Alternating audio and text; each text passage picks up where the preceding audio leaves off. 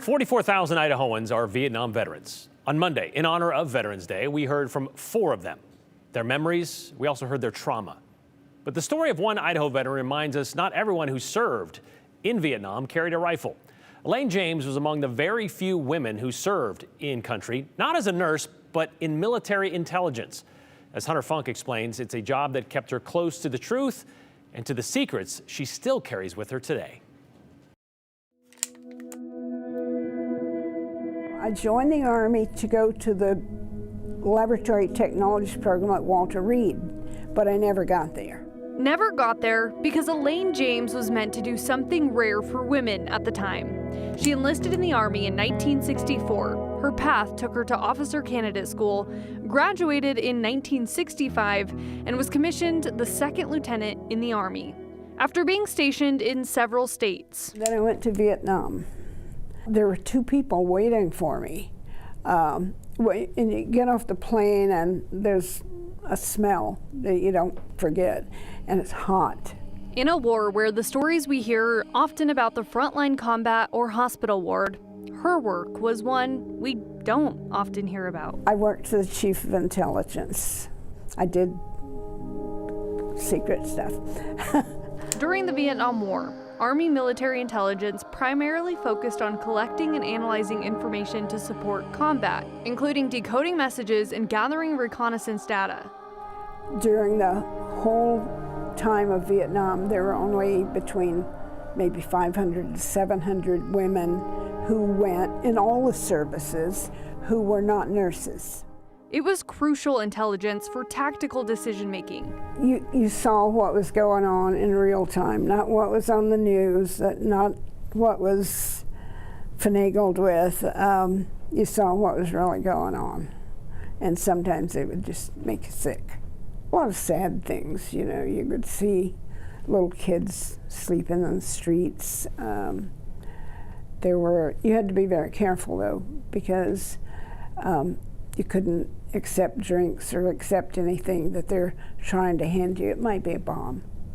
She won't and often can't talk about specifics. No, I can't really talk about any of that, even now. Much of it remains classified, and she has to keep it quiet.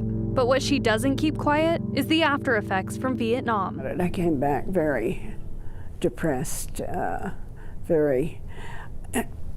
don't know, for probably 15 years, I just thought I was crazy. I didn't realize I had PTSD. And I know that people say that, oh, you can cure it, you can get over it. You don't ever get over it, you know. You go through the depression, the anxiety, the survivor's guilt.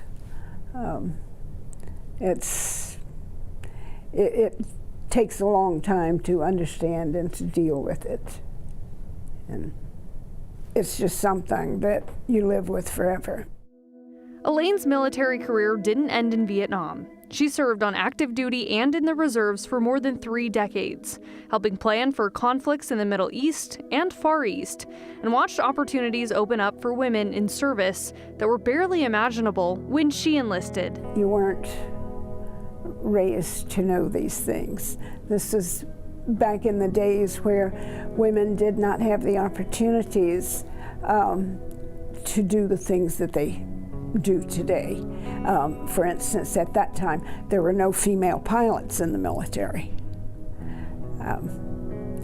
There were so many areas that there just were not any spaces available. It was just not allowed.